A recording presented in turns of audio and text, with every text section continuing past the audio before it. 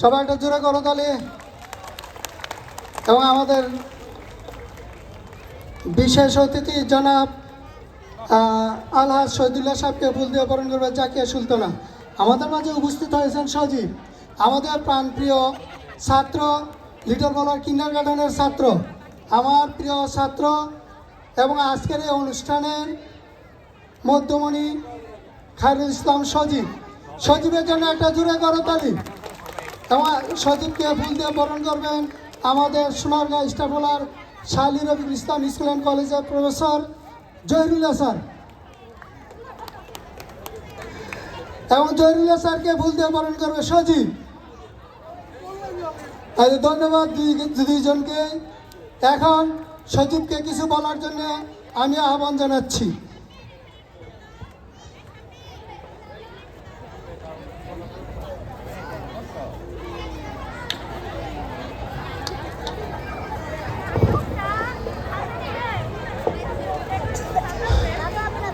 প্রিয় মা বোনেরা, কেমন আছেন আপনারা? অনেকক্ষণ মনে হয় আপনাদের অপেক্ষা করেছে না, কারণ গলার ভিতর জোর নাই। কেমন আছেন আপনারা? আরেকবার শুনতে চাই, কেমন আছেন আপনারা?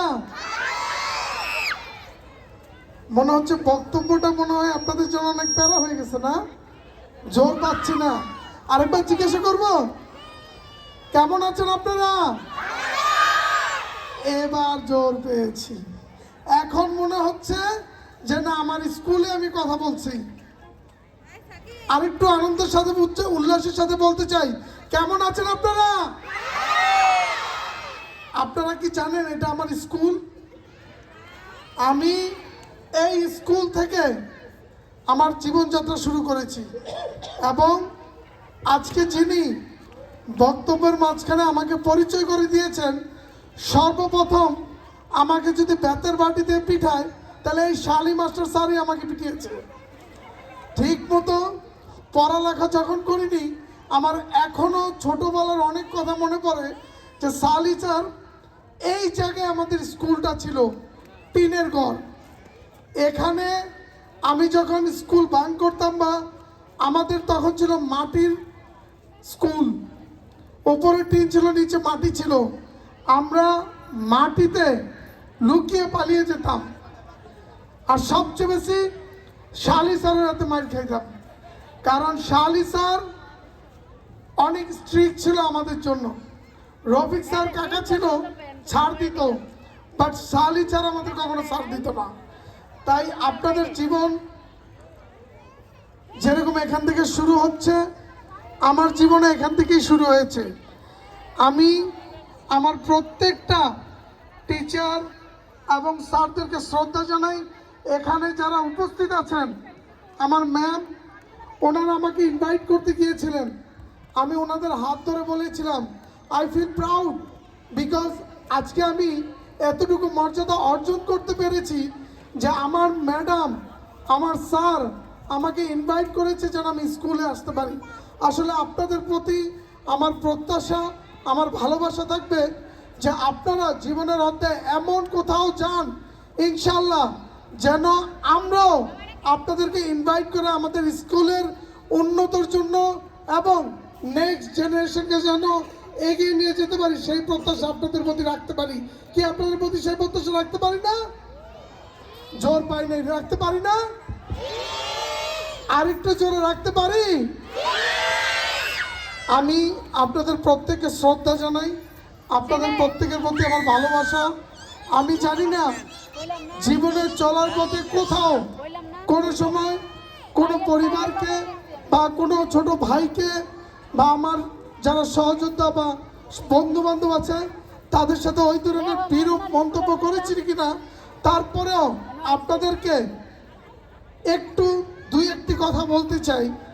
যারা এখানে উপস্থিত আছেন, বর্তমানে আমাদের দেশের পরিস্থিতি একটু অন্যরকম সিচুয়েশন চলতেছে, তা আপনারা সবাই বুঝেন না ভাই? বুঝেন না মানে আমার কথার উত্তর কিন্তু দিতে হবে।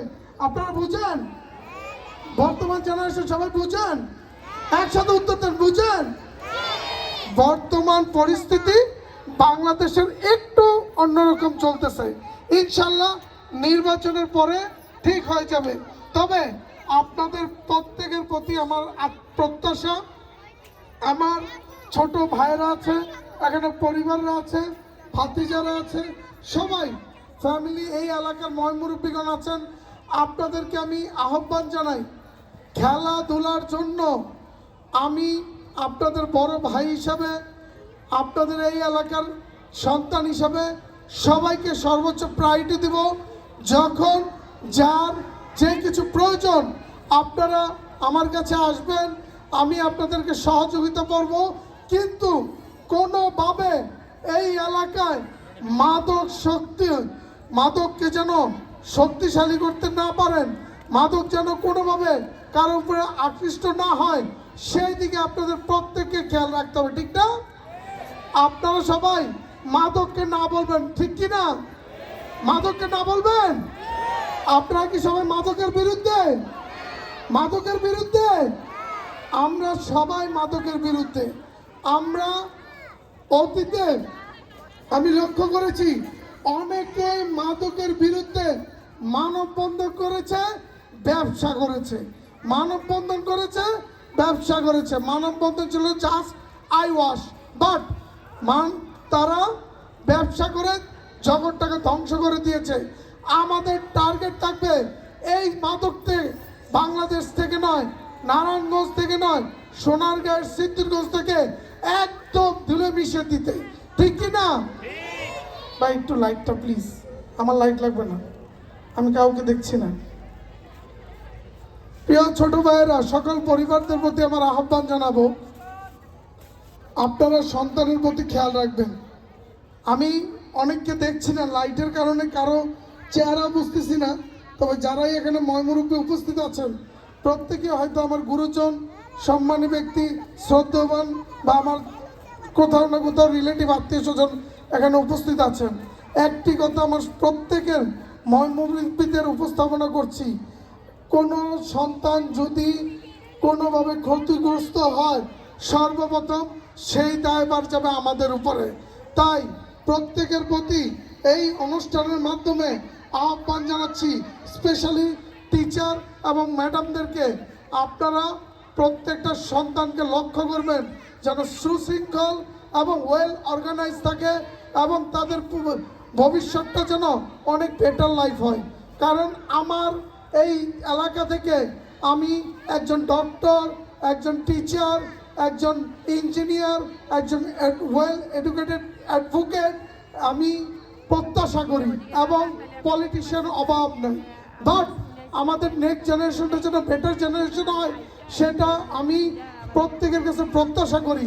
আপনাদেরকে দীর্ঘ সময় নেব না, সবাই আনন্দ মুহূর্তে আছেন, আমিও চাই সেই মুহূর্তে আপনাদের সাথে সংযুক্ত হতে।